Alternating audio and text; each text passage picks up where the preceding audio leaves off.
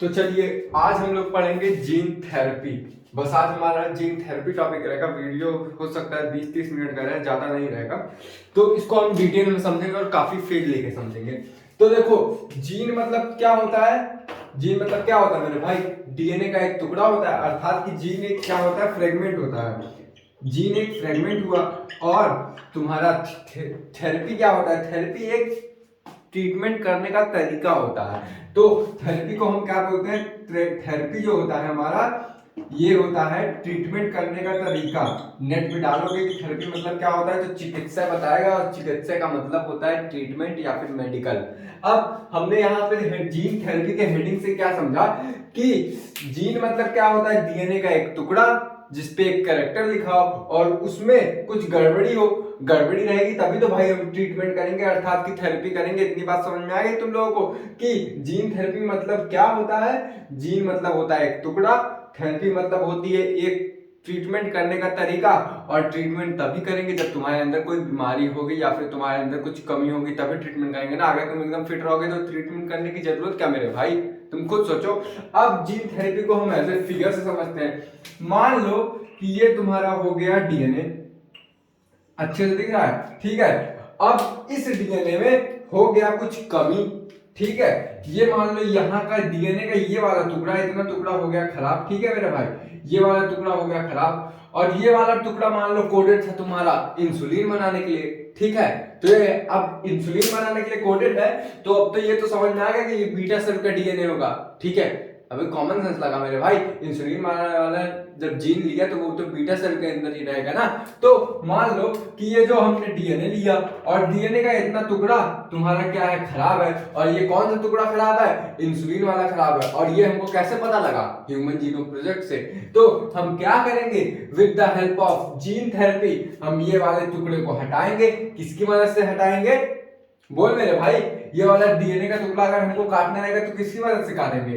हम काटेंगे इसको रिस्ट्रिक्शन एंजाइम की वजह से, मदद से काटेंगे। फिर क्या करेंगे? हम लोग क्या करेंगे? डीएनए लाइगेज की मदद से अपना जो इंसुलिन बनाने वाला जीन है, अर्थात की जो फंक्शनल जीन है, ये तुम्हारा इंसुलिन बनाने वाला जो जीन था वो खराब हो गया, तो ये तुम्हारा जो हो गया नॉन फंक्शनल जीन हो गया। तुम खुद सोचो भाई, अगर इंसुलिन बनाने वाला जीन काम कर रहा है और इंसुलिन बना रहा है तो तुम्हारा फंक्शनल जीन हुआ। अगर लेकिन तुम्हारा इंसुलिन बनाने वाला जीन खराब हो गया तो तुम्हारा नॉन फंक्शनल जीन हो गया। अरे तुम खुद सोचना मेरे भाई, कॉमन सेंस लगाओ, ठीक है। तब मान लो हम रिस्ट्रिक्शन एंजाइम की मदद से काट देंगे। रिस्ट्रिक्शन एंजाइम कहाँ काटता है? पहले एंडोमिक सीक्वेंस में, तो ऊपर से एक बार इंस्पेक्शन करेगा, फिर कट कर देगा इतना जो इंसुलिन बनाने वाला जीन है, फिर नीचे से करेगा, फिर कट कर देगा। तो फिर उसके बाद क्या करेंगे? हम अपना डीएनए लाइगेज की मदद से जो हमारा फंक्शनल जीन होगा, जो इंसुलिन को बनाता होगा, उसको हम लाएंगे और जोड़ देंगे, और हमारा ये कंप्लीट जो है जीन बन जाएगा, अर्थात कि कंप्लीट डीएनए बन जाएगा। और ये जो हमारा इतना पोर्शन था, ये वाला पोर्शन जो देख रहे हो, अब ये कौन सा पोर्शन हो गया भाई तुम्हारा? तुम खुद मेरे को बताओ, ये जो पोर्शन है ये कौन सा हो गया? फंक्शनल जीन वाला पोर्शन हो गया। अब जीन थेरेपी तुम लोग अच्छे समझ गए होगे। हेडिंग हेडिंग बताया हूँ अभी भाई, ये बस हेडिंग बताया हूँ अभी, ना कुछ डिफिनेशन तुमको बताया, ना कुछ एक्सपेरिमेंट बताया, कैसे किया जाता है कुछ नहीं बताया। सिर्फ अभी मैं हेडिंग का पोस्टमार्टम किया हूँ। तो इतनी बात समझ में आ गई। अब देखो, ये जो तुम्हारा जीन थेरेपी है ना, ये एक तरीका नहीं है, ये कलेक्शन ऑफ मेथड है। मतलब एक मेथड से जीन थेरेपी हम नहीं कर सकते, कई सारे मेथड है जीन थेरेपी के। हम क्या करेंगे? जीने निकाल के वो कर दें, या फिर हम एम्ब्रियोनिक स्टेज में तुम्हारे जो जीन खराब है वो निकाल दें, या फिर हम उसको डायग्नोसिस कर लें। डायग्नोसिस मतलब होता है किसी चीज का पहले ही पता कर लेना, फिर उसके बाद हम क्या करें? उसमें करेक्शन कर दें। तो ये एक तरीका नहीं है जीन थेरेपी। जीन थेरेपी हम बहुत सारी चीजों से कर सकते हैं। तो जीन थेरेपी क्या मैं ये बोल सकता हूँ, ये कलेक्शन ऑफ मेथड है। पहला पॉइंट इसका ये काफी इंपॉर्टेंट है, कलेक्शन ऑफ मेथड, अर्थात कि ये जो तुम्हारा जीन थेरेपी है ये पूरा कलेक्शन ऑफ मेथड है। इसमें कई सारे मेथड होते हैं, एक ही मेथड से हम लोग जीन थेरेपी नहीं करते। इतनी बात समझ में आएगी, कई सारे मेथड है जो हम लोग के सिलेबस में नहीं है, तो तुमको जानना भी नहीं है। बस इतना जान लो कि ये एक सिंगल मेथड नहीं है, ये कलेक्शन ऑफ मेथड है। फिर उसमें हम क्या करते हैं? डिफिनेशन अब बनने जा रहा है मेरे भाई, डिफिनेशन बनने जा रहा है। जीन थेरेपी क्या है? एक कलेक्शन ऑफ मेथड है जिसमें हम क्या करते हैं? जो हमारा नॉन फंक्शनल जीन होता है, ये जीन है, कंफ्यूज मत होना तुम लोग, लिख लो वरना कंफ्यूज हो जाओगे। ये जो नॉन फंक्शनल जीन होता है उसको हम लोग हटाते हैं, किसकी वजह से हटाते हैं? रिस्ट्रिक्शन एंजाइम की वजह से, और उसकी जगह हम लोग रिप्लेस कर देते हैं, अर्थात कि उसकी जगह पे हम अपना फंक्शनल जीन लाते हैं और हम अपना पूरा जीन थेरेपी का प्रोसेस कंप्लीट कर लेते हैं। इतनी बात समझ में आ गई? जीन थेरेपी का डेफिनेशन यहाँ से क्लियर हुआ? बोलो मेरे भाई, क्या एक बार फिर से रिपीट कर दूं? रिपीट कर दे रहा हूं। जीन थेरेपी तुम्हारा एक ऐसा कलेक्शन ऑफ मेथड है जिसकी मदद से हम क्या करते हैं? आइडेंटिफाई करते हैं। जो हमारा जीन खराब होगा उसी में ना भाई हम छेड़छाड़ करेंगे। तुम बताओ, जो हमारा जीन नहीं खराब रहेगा उसमें तुम छेड़छाड़ करने जाओगे? पगला जाओ क्या बे? तो हम क्या करेंगे? आइडेंटिफाई करेंगे नॉन फंक्शनल जीन। किसकी वजह से आइडेंटिफाई करेंगे? With the help of molecular diagnosis. अब मॉलिक्यूलर डायग्नोसिस क्या होता है, ये हमारा कल का लेक्चर ही होगा। अब एनसीईआरटी ने इधर उधर लिखा है तो हम सीक्वेंस वाइज चल रहे हैं मेरे भाई। तो मॉलिक्यूलर डायग्नोसिस मतलब क्या होता है, अभी जल्दी सुन लो। मॉलिक्यूलर डायग्नोसिस से हम क्या कहते हैं? डायग्नोस करते हैं हमारे अंदर जो मॉलिक्यूलर लेवल पे चीजें चल रही हैं उसमें क्या चीज में कमी है, क्या चीज एकदम खराब हो गया, क्या चीज सही है, उसका हम डायग्नोसिस कर देते हैं with the help of PCR या फिर एलाइजा टेस्ट। अब ये क्या होता है ये सब कल जानेंगे। बस मॉलिक्यूलर टेस्ट डायग्नोसिस में इतना होता है कि हम अपने बॉडी का डायग्नोस करते हैं और पता करते हैं हमारा कौन सा जीन खराब है कौन सा नहीं। तो मॉलिक्यूलर डायग्नोसिस की मदद से हम क्या करते हैं? अपने नॉन फंक्शनल जीन को आइडेंटिफाई करते हैं, फिर उसके बाद अपना फंक्शनल वाला जीन इंसर्ट कर देते हैं, फिर उसके बाद वही पूरा हमारा जो प्रोसेस होता है उसी को हम क्या कहते हैं? Gene therapy. इतनी बात समझ में आ गई? इसमें कुछ स्क्रीनशॉट लेने लायक है तो ले लो। ले लिए मेरे भाई? अब देखो, ये नॉन फंक्शनल जीन जो हुआ तुम्हारा एबनॉर्मल होगा। कॉमन सेंस लगा मेरे भाई, जब नॉन फंक्शनल जीन है तो एबनॉर्मल जीन होगा, और जो फंक्शनल जीन है उसको नॉर्मल जीन भी बोल सकते हैं। बोल सकते हैं कि नहीं? समझ में आ गया इतना? अभी इसके बाद एक कहानी तुमको बताने जा रहा हूं, कहानी सुनना। देखो, अब हमारी कहानी क्या थी, हेडिंग मिटा दिया हूं। इन 1990 है कि 1980 है, डेट में मैं कंफ्यूजन में देख रहा हूं। हाँ, इन 1990। अब एनसीईआरटी ने अपनी जीन थेरेपी को समझाने का एग्जांपल दिया, फिर बताया कि जीन थेरेपी हम लोग कैसे करते हैं, पूरा मैकेनिज्म उसका क्या है। उसमें वैसे मैकेनिज्म उतना डिटेल में नहीं दिया, लेकिन मैं तुमको डिटेल में समझाऊंगा। अब एनसीईआरटी ने एक कहानी बताई है कि 1950 मतलब 1990 में क्या हुआ कि एक 4 साल की बच्ची सी, नन्ही सी मुन्नी सी, तो 4 साल की बच्ची को ना 4 ईयर ओल्ड गर्ल लड़की थी, तो पापा की परी हो गई। तो 4 साल की बच्ची थी 1990 में। 1990 वैसे हिंदी का मुझे को भी नंबर नहीं आता है, लेकिन 1990 कॉमन है भाई। तो इसको क्या हुआ ना, इसको भाई साहब एक बीमारी हो गई, ADA,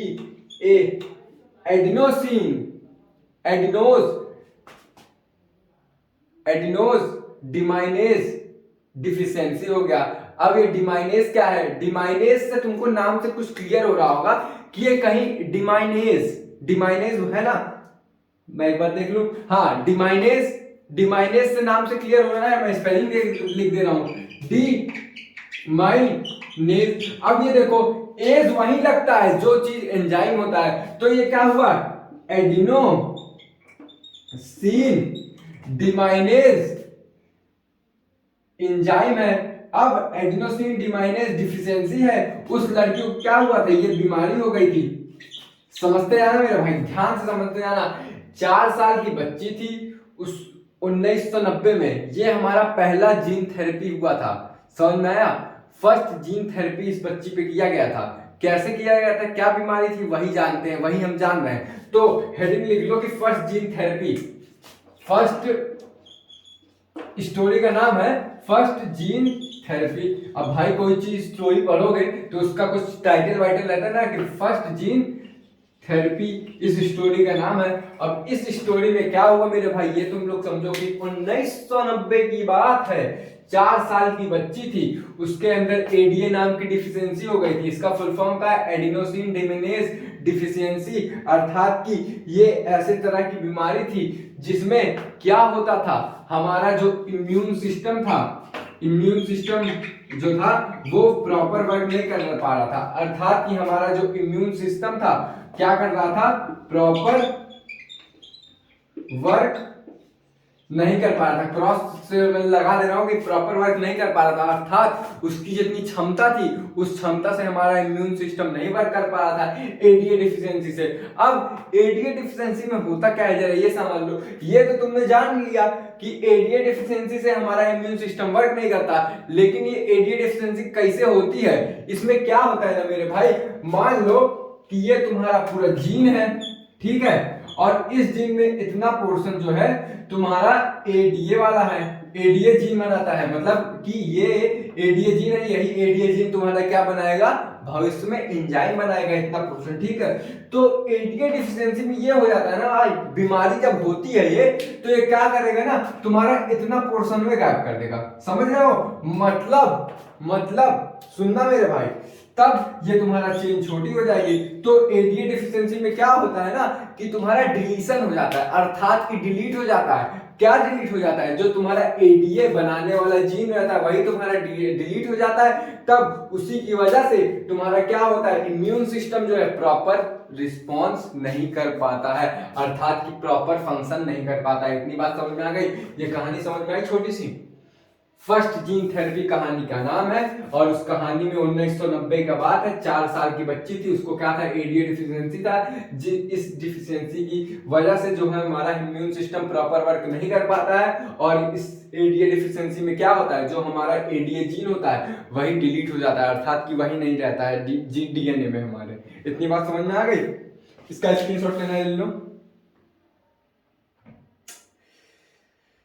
अब हम क्या देखेंगे कि इन सम केसेस, मतलब कि कुछ केसेस में हम जो एडीए डिफिशियंसी है उसको कैसे ठीक करते हैं। तो एडीए डिफिशियंसी को हम 2 तरीकों से ठीक करते हैं, लेकिन याद रखना ये जो तरीके मैं तुमको बताने जा रहा हूं ये परमानेंट क्योर नहीं है।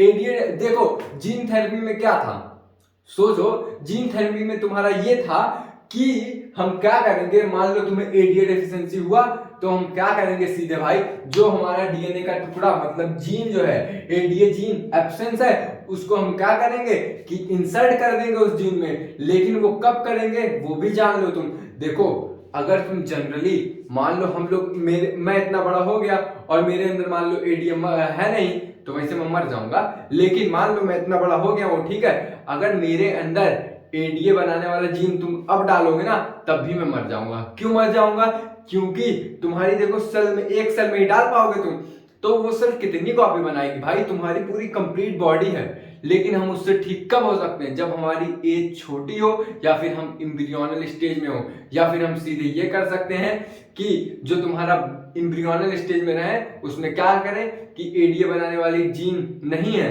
तो तुम क्या करोगे, एडीए बनाने वाला जीन दे दोगे एम्ब्रियोनल स्टेज में, और वो खटाखट कॉपी बना लेगी। क्यों खटाखट कॉपी बना के वो तुम्हारे पूरे बॉडी में बन जाएगी, क्योंकि उस टाइम जो हमारी बॉडी में नंबर ऑफ सेल्स रहते हैं वो कम रहते हैं। एक चीज और तुमको थोड़ा ज्ञान की बातें दे दूं, ज्ञान की बातें इसलिए दे रहा हूं, अगर मान लो एग्जामिनर तुमसे खेलना चाह रहा है तो खेलने नहीं देंगे मेरे भाई। तो ये जो एडीए डिफिशियंसी होती है ना, एडीए, ये क्या होती है, थोड़ी सी ज्ञान की बातें ले लो भाई, सिलेबस में नहीं है मेरे को पता है, लेकिन ले ले मेरे भाई। ये जो एडीए डिफिशियंसी है ना, ये ऑटोसोमल रिसेसिव डिसऑर्डर है। अब ये ऑटोसोमल रिसेसिव डिसऑर्डर क्या होता है, बस इतनी ज्ञान की बातें हैं। तो ऑटोसोमल मतलब क्या होता है, जो तुम्हारा सेक्स लिंक्ड ना हो। अब सेक्स लिंक्ड ना हो इसका मतलब क्या होता है ये भी समझ लो, कि जो माँ बाप से बच्चों में ना है, मतलब कि ये तुम खुद से डिजीज एक्वायर करोगे। ऐसा नहीं है कि तुम्हारे बाप में रहा या फिर तुम्हारे मदर में रहा, मतलब फादर या मदर में रहा तो तुम्हारे अंदर आएगा, नहीं है मेरे भाई, ऐसा कुछ नहीं है इसमें। ये मतलब कि तुम्हारे अंदर आ भी सकता है, नहीं भी आ सकता। और ये किसकी वजह से आया नहीं आ सकता, ड्यू टू म्यूटेशन, अर्थात कि डीएनए में कुछ चेंज हो जाएगा, वो म्यूटेट कर देगा। म्यूटेट मतलब जनरली हम लोग डीएनए के रिस्पेक्ट में इवोल्यूशन बोलते हैं, उसी को म्यूटेशन बोलते हैं। लेकिन ये इवोल्यूशन और म्यूटेशन काफी अलग अलग है, क्योंकि इवोल्यूशन में तुम्हारा बहुत ज्यादा टाइम लगता है, लेकिन म्यूटेशन में तुम्हारा टाइम नहीं लगता है।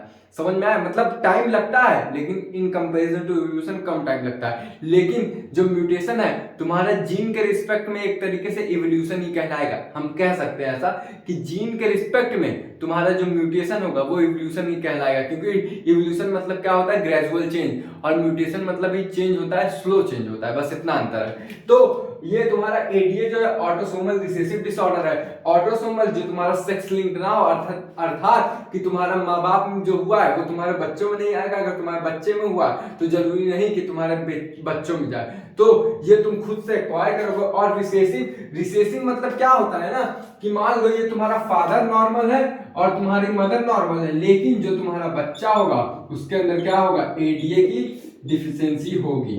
तो जरूरी नहीं ये तुम्हारे अगर माँ बाप में हो तभी आए, अगर माँ बाप में नहीं रहा तब भी तुम्हारे अंदर हो जाएगा ड्यू टू म्यूटेशन। इतनी बात समझना, ये ज्ञान की बात है। ठीक, अब हम लोग जानेंगे कि एडीए डिफिशियंसी से हम कैसे बचते हैं इन सम केसेस। मतलब कि जैसे जीन थेरेपी में क्या था, हम कट करेंगे और अपना क्या लाएंगे, एडीए जीन डालेंगे। और कब ऐसा हो सकता है, चाइल्डहुड में हो सकता है या फिर एम्ब्रियोनिक स्टेज में, जब हम इतने लगर बक्के जैसे हो जाएंगे ना, तब भाई अगर ये डालने जाओगे ना तो हमारा जो सेल की साइज बड़ी है, मतलब सेल्स ज्यादा हो जाएंगे, तो तुम कितना रेप्लिकेट करोगे बे, पूरे बढ़िया में नहीं पहुंचा पाओगे, अल्टीमेटली तुम्हारी डेथ हो जाएगी। तो इन सम केसेस की बात कर रहा हूं, in some cases of ADA deficiency, अर्थात कि कुछ केसेस में जब एडीए डिफिशियंसी होती है तो हम कैसे ट्रीटमेंट करते हैं, समझ में आया? तो दो तरीकों से हम ट्रीटमेंट करते हैं कुछ केसेस में।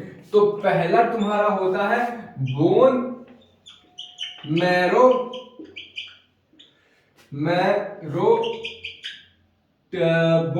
ट्रांसप्लांट बोल लो, ट्रांसप्लांटेशन। और दूसरा तुम्हारा होता है, पहला तुम्हारा बोन मैरो ट्रांसप्लांटेशन है, होता है ना मेरे भाई, एक बार देख लेता हूँ कहाँ गया, इसका नोट्स मैं नहीं बनाया हूँ।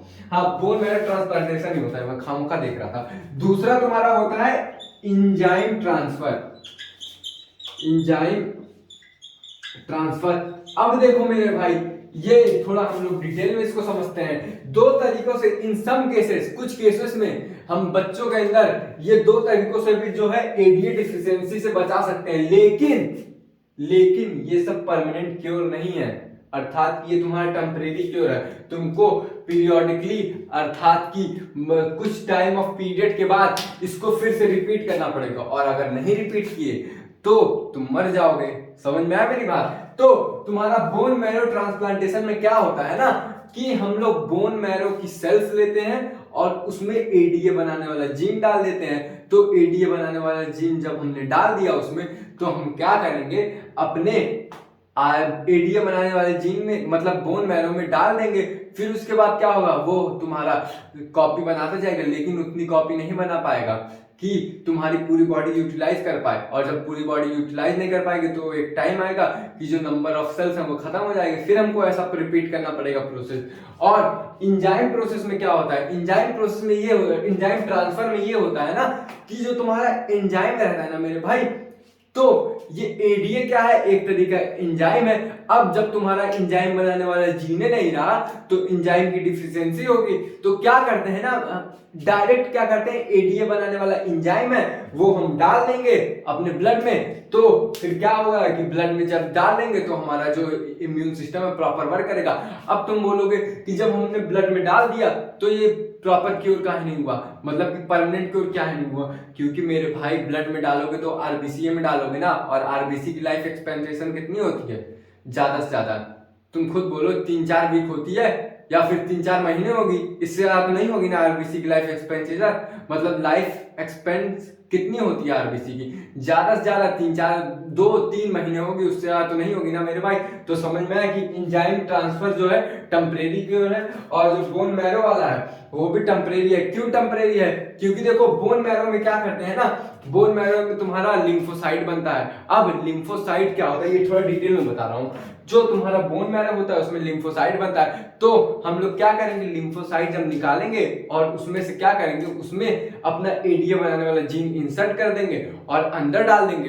तो अंदर जब डालेंगे तो कॉपी तो बनाएगा, ऐसा नहीं है कि वो कॉपी नहीं बनाएगा, लेकिन इतनी नहीं बना पाएगा कि हमारे पूरे बॉडी को वो एडीए एंजाइम दे सके। और अल्टीमेटली क्या होगा, अब हम ब्लड में डालेंगे तो हमारा ब्लड तो भाई मरेगा ही ना कभी। और जो सेल्स रहती हैं, जिस सेल्स में हम डालेंगे वो भी तुम्हारी इमॉर्टल नहीं होती है। मतलब कि जो ब्लड सेल्स होती हैं वो तुम्हारी इमॉर्टल नहीं होती। अब इमॉर्टल का मतलब क्या होता है, अमर होता है। तो जो तुम्हारी ब्लड सेल्स रहती हैं भाई, उनका तो डेथ हो जाता है ना 90 दिन पे। इतनी बात समझ में आ गई? ये दोनों हेडिंग समझ में आई कि नहीं? तो जरा मेरे भाई तुमको एक चीज और मैं बताता हूँ, कुछ ज्ञान की बात दे देता हूँ कि जो तुम्हारा ये, रुकना 1 मिनट, हाँ ये तो हो गया। और ये तुम्हारा इंजेक्शन की मदद से देंगे, ये भी लिख लेना, with the help of injection. अबे मेरे भाई जब तुम्हारा एंजाइम होगा, एडीए एंजाइम तुम लोग इंजेक्शन में से डालोगे ना, और ये तुम्हारा जीन जो रहेगा बोन मैरो से सेल निकालोगे और अपना एडीए जीन डाल के इंसर्ट कर दोगे, लेकिन उतनी कॉपी नहीं मिला पाएगा जितना हमको चाहिए होता है, अल्टीमेटली डेथ हो जाएगा। तो ये परमानेंट क्योर नहीं होता। तब अब दूसरा मेथड हम लोग जानते हैं कि देखो क्या होता है ना, कि कुछ केसेस में हम लोग इसी का थोड़ा ब्रीफ में देखते हैं, मतलब ब्रीफ में देखते हैं और डिटेल में भी देखते हैं, मतलब कम भाषा में ज्यादा डिटेल देखते हैं। तो देखो ये तुम्हारा बोन मैरो ट्रांसप्लांट में, मतलब कि बोन मैरो में तुम्हारा क्या बनता है, तुम खुद बताओ। बोन मैरो में तुम्हारा लिम्फोसाइट सेल बनता है। अब ये लिम्फोसाइट सेल क्या होता है, देखो लिम्फोसाइट तुम्हारा ए ग्रेनुलोसाइट का टाइप होता है। अब ए ग्रेनुलोसाइट क्या होता है, तो तुम्हारा ए ग्रेनुलोसाइट भाई डब्ल्यूबीसी का टाइप होता है। तो तुम्हारा जो डब्ल्यूबीसी है, यहां मैं थोड़ा सा लिख दे रहा हूं, डब्ल्यूबीसी ग्रेनुलो और ए ग्रेनुलोसाइट में होगा, और जो ए ग्रेनुलो है वो तुम्हारा मोनोसाइट और लिम्फोसाइट में होगा, और जो लिम्फोसाइट है तुम्हारा किसमें होगा, टी लिम्फोसाइट और बी लिम्फोसाइट। तो जो तुम्हारा लिम्फोसाइट है वो क्या काम करता है, हमारी इम्यूनिटी को प्रॉपर फंक्शनल प्रोवाइड करता है, अर्थात कि हमारी इम्यूनिटी जो रहती है प्रॉपर फंक्शन से वर्क कर सके, वो हमारा लिम्फोसाइट का काम रहता है। तो हम क्या करेंगे कि लिम्फोसाइट चाहे तुम बोन मैरो से ले, बोन मैरो में ही तो भाई लिम्फोसाइटिया बनेगा। अब एक कॉमन सेंस लगा, ब्लड में जो आरबीसी है, डब्ल्यूबीसी है, ये सब तुम्हारी कहां से बनती है, बोन मैरो से। तो चाहे तुम बोन मैरो से निकालो या ब्लड से लिम्फोसाइट निकालो, बात एक ही होगी। तो तुम्हारा जो लिम्फोसाइट है वो कहां से बनेगा, बोन मैरो में बनेगा। अब तुम लिम्फोसाइट चाहे बोन से एक्सट्रैक्ट करो या फिर ब्लड से एक्सट्रैक्ट करो, लेकिन तुम दोगे तो ब्लड ही में मेरे भाई। लेकिन जब तुम क्या करोगे, सेल निकालोगे बोन मैरो का, उसमें एडीए इंसर्ट करोगे ना, तो तुम्हारा कॉपी तो बनेगी लेकिन उतनी नहीं बन पाएगी जितनी हमको जरूरत रहती है। तो हम क्या करेंगे कि लिम्फोसाइट लेंगे ब्लड से, याद रखना ब्लड से हम लिम्फोसाइट लेंगे, फिर इसको कल्चर करेंगे। अब कल्चर करने के लिए इसको प्रॉपर मीडियम देंगे और ये क्या करेगा, अपनी कॉपीज बना लेगा। फिर इस कॉपी को हम क्या करेंगे, एडीए जीन से कंबाइन करेंगे, और उस कंबाइन वाला जो एडीए जीन रहेगा उसको क्या बोलेंगे, कॉम्प्लीमेंट्री डीएनए। जो कॉम्प्लीमेंट्री डीएनए रहेगा और जो हमारा कॉपी वाला लिम्फोसाइट रहेगा, ये दोनों आपस में अटैच करके और क्या करेंगे, इंट्रोड्यूस कर देंगे अपने ब्लड में। और जब ब्लड में इंट्रोड्यूस कर देंगे तो तुम्हारा क्या करेगा, पूरे बॉडी में फ्लो करेगा, और एक टाइम आएगा जब तुम्हारा आरबीसी डेथ हो जाएगा। तो ये मैं क्या कह सकता हूं कि ये तुम्हारा परमानेंट क्योर नहीं होता है। क्यों परमानेंट क्योर नहीं है, क्योंकि मेरे भाई जब तुम अपना लिम्फोसाइट निकाले ब्लड से और उसको कल्चर किए, अर्थात कि उसकी मल्टीपल कॉपी बनाए, फिर तुम क्या करोगे कि एडीए जीन जो है, एडीए जीन में क्या हम लेंगे, कॉम्प्लीमेंट्री डीएनए, अर्थात कि उसके अपोजिट वाला डीएनए लेंगे, कॉम्प्लीमेंट्री स्ट्रैंड। तो दोनों को आपस में जोड़ के हम क्या करेंगे, ब्लड में डाल देंगे, इंट्रोड्यूस कर देंगे ब्लड में। तो जब ब्लड में इंट्रोड्यूस करेंगे तो तुम्हारा ब्लड भी तो भाई इमॉर्टल है, अर्थात कि ब्लड का भी तो कभी ना कभी डेथ होता ही है। मतलब इमॉर्टल नहीं है तुम्हारा ब्लड, मतलब कि तुम्हारा ब्लड जो है कभी ना कभी तो मरता ही है, 90 दिन पे, 100 दिन पे, 120 दिन पे।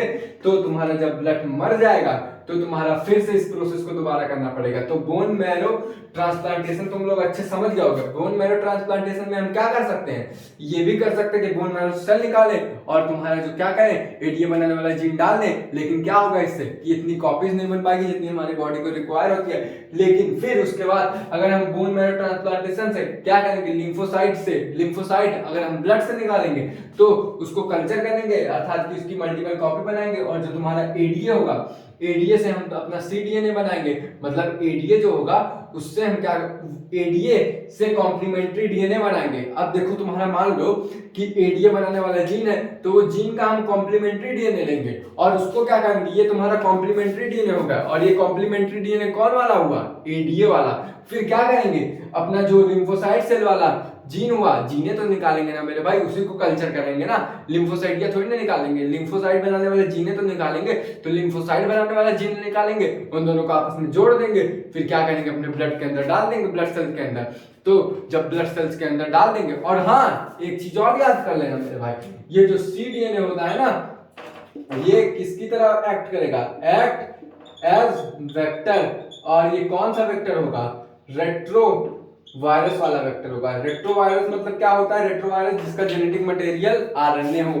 तो ये जो तुम्हारा cDNA है ये वेक्टर की तरह काम करेगा। अब इतना तो समझ में आ गया, अगर ये वेक्टर की तरह काम कर रहा है तो जो तुम्हारा लिम्फोसाइट जीन है ये इसको कैरी करेगा और अर्थात कि इसकी कॉपी बनाने में भी मदद करेगा।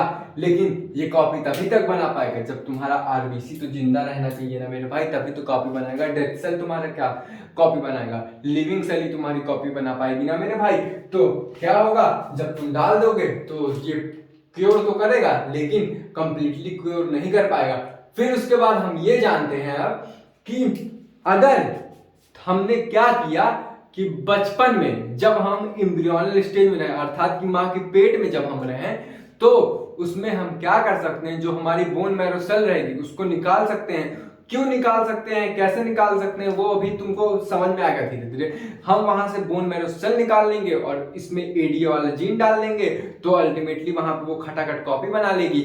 अब खटाखट कॉपी बना लेगी तो वो पूरे बॉडी में डिस्ट्रीब्यूट कर देगी। तुम बोलोगे कैसे डिस्ट्रीब्यूट कर देगी, क्योंकि मेरे भाई कि उस टाइम जो नंबर ऑफ सेल्स रहते हैं, तो नंबर ऑफ सेल्स कम रहते हैं, तभी वो इजिली पूरे बॉडी में मतलब कि पूरे एम्ब्रियो में डिस्ट्रीब्यूट कर देते हैं। लेकिन जब हम इतने बड़े हो जाएंगे तो अगर हम बोन मैरो में अपना एडीए बनाने वाला जीन इंसर्ट करेंगे तो भाई वो कॉपी तो बनाएगी लेकिन उतनी कॉपीज नहीं बना पाएगी जितनी हमारे बॉडी को रिक्वायर है, तो अल्टीमेटली हमारा डेथ हो जाएगा। और इस तरीके में क्या हुआ, बोन मैरो से अगर हम लिम्फोसाइट एक्सट्रैक्ट करें या फिर ब्लड से लिम्फोसाइट एक्सट्रैक्ट करें, लिम्फोसाइट बनाने वाला जीन, तो उसमें क्या होगा, हम कॉपीज तो बना लिए बाहर में, और cDNA भी हम एडीए बनाने वाला cDNA भी एक ठोलेंगे, उसकी कॉपी बना के दोनों अटैच करके ब्लड में डाल देंगे। लेकिन जब ब्लड में डालेंगे ना मेरे भाई, तब ब्लड का भी डेथ होगा। और अगर हम लोग डायरेक्ट बोन मैरो से निकाल लेंगे और बोन मैरो में डालेंगे तो बोन मैरो इतनी कॉपी नहीं बना पाएगा। जब इतनी कॉपी नहीं बनाएगा पाएगा तो तुम्हारा अल्टीमेटली ये जो है हम लोग डेथ कर जाएंगे। अब हम एनसीईआरटी की रीडिंग करते हैं। समझ में आ गया मेरे भाई, कुछ था नहीं इसमें। टाइमिंग देख लो एक बार, चलो 27 मिनट्स हो गए भाई।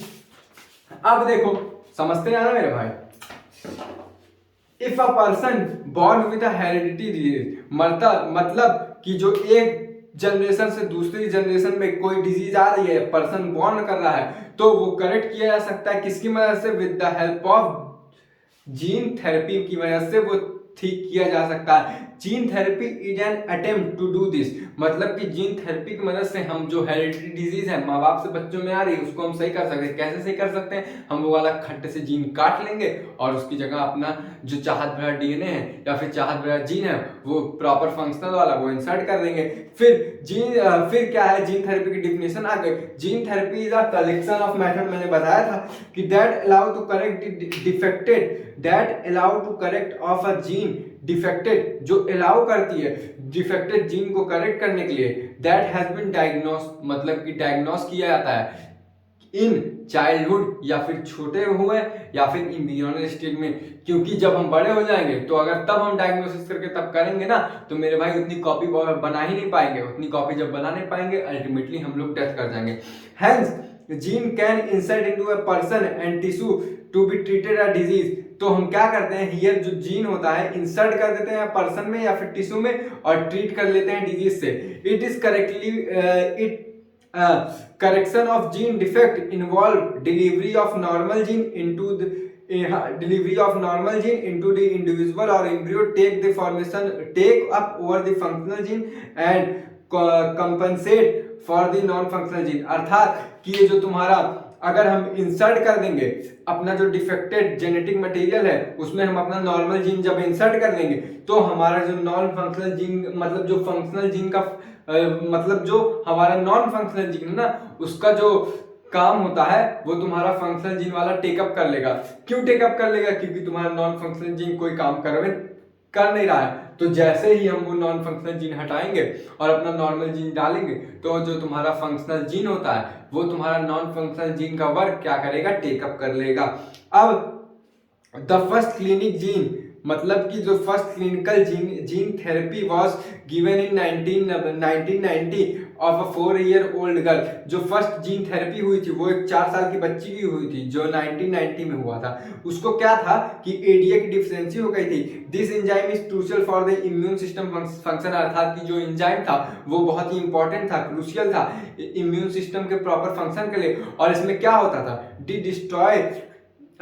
This disorder is caused due to deletion of a gene for adenosine deaminase, अर्थात कि ये काहे होता था? जो हमारा एडीए वाला जीन होता था वो हट जाता था, तभी हमारा जो एडिनोडाइमिनेज एंजाइम जो बन नहीं पाता था। इन सम केसेस में क्या देखा गया कि it is in some cases the child ADA deficiency can be cured, मतलब बचा दिया गया था बोन मैरो ट्रांसप्लांटेशन से।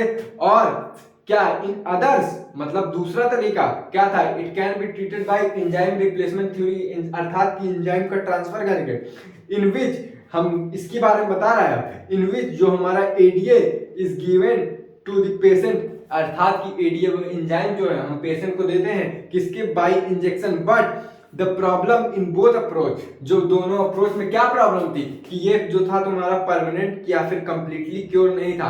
As first step toward gene therapy, जो हमारा पहला कदम था जीन थेरेपी को, उसमें हमने क्या किया?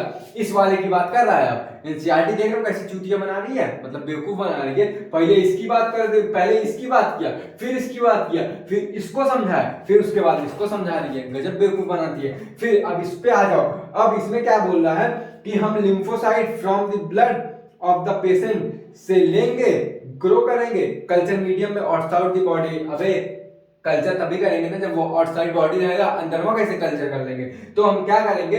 लिम्फोसाइट लेंगे, ब्लड से लेंगे। हम लिम्फोसाइट बोन मैरो से ले सकते हैं क्योंकि हमारा बोन मैरो में लिम्फोसाइट बनता है, और क्योंकि बोन मैरो ही रहता है भाई जो आरबीसी बनाता है, डब्ल्यूबीसी बनाता है, और आरबीसी का ही या फिर नहीं सॉरी जो डब्ल्यूबीसी का ही पार्ट होता है लिम्फोसाइट।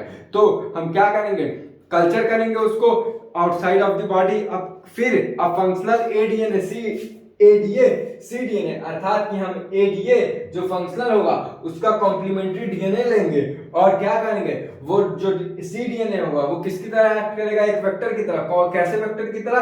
जो रेट्रोवायरस वेक्टर होता है in the patient in then introduce into the lymphocyte. फिर क्या करेंगे? जो सी डीएनए उसको इंट्रोड्यूस कर देंगे लिम्फोसाइट वाले जीन में, विच सब्सिक्वेंटली, अर्थात जब हम इसको इससे अटैच कर देंगे, क्या करेंगे हम? Subsequently return to the patient. जब इसको इससे अटैच कर देंगे तो हम पेशेंट के ब्लड में इसको इंट्रोड्यूस कर देंगे।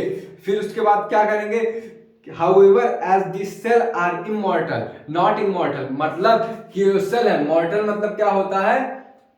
क्या होता है? जो अमर है। इमॉर्टल मतलब जो नॉट मतलब मॉर्टल मतलब क्या होता है? जिसकी डेथ हो जाए। इमॉर्टल मतलब जिसकी डेथ ना हो। तो ये नॉट इमॉर्टल मतलब कि ये इमॉर्टल नहीं है, अर्थात कि जो इनका डेथ है वो होता है। और किस सेल की बात कर रहा है? ब्लड सेल की। तो ब्लड सेल तुम्हारी नॉट इमॉर्टल है, अर्थात कि ये अमर नहीं है। तो द पेशेंट रिक्वायर्ड ट्रांसफ्यूजन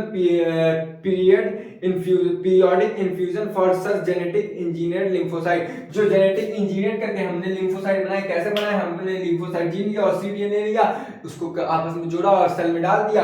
तो वो तुम्हारा परमानेंट क्योर नहीं है, उसको पीरियोडिक इन्फ्यूजन करना पड़ेगा। अर्थात जब तुम्हारा डेथ सेल जो ब्लड सेल्स है वो डेथ कर जाएगी तो हमको फिर से ब्लड सेल्स में वो चीज प्रोसेस करना पड़ जाएगा, तो वो तुम्हारा परमानेंट क्योर नहीं हुआ। हाउएवर इफ जीन आइसोलेटेड, इसको कैसे ठीक किया जा सकता है ये भी सुन लो। इफ अ जीन आइसोलेटेड मतलब कि हम जीन को आइसोलेट कर देंगे, कब? जो बोन मैरो सेल में, और वो भी किस टाइम पीरियड की बात कर रहा है? एम्ब्रियोनल स्टेज में। तो वही लिखा है कि gene isolated from the marrow cell मतलब bone marrow cell and produce ADA. अब प्रोड्यूसिंग हम क्या बनाएंगे? ADA and insert into bone marrow cell, अर्थात कि इंसर्ट इनटू सेल लिखा है एट अर्लियर स्टेज या फिर एम्ब्रियोनल स्टेज, तो that it could be a permanent cure. हो सकता है कि वो परमानेंट क्योर हो जाए। कब होगा? जब हमारा एम्ब्रियोनल स्टेज होगा, अर्थात कि जब नंबर ऑफ सेल रहेगी तो हम इंट्रोड्यूस कर लेंगे तो खटाखट कॉपी बना लेगी और अल्टीमेटली हमारे पूरे बॉडी में फैल जाएगी एम्ब्रियोनल स्टेज में। लेकिन जब हम इतने बड़े हो जाएंगे भाई, तब अगर हम ऐसा किए ना embryo cell bone marrow cell में निकाल के डाल दिए तो भाई इतनी कॉपियां नहीं बन पाएगी, अल्टीमेटली हम डेथ कर जाएंगे। तो आज की बातें यहीं तक, कल की बातें कल करेंगे। जय हिंद, जय भारत, साइनिंग ऑफ।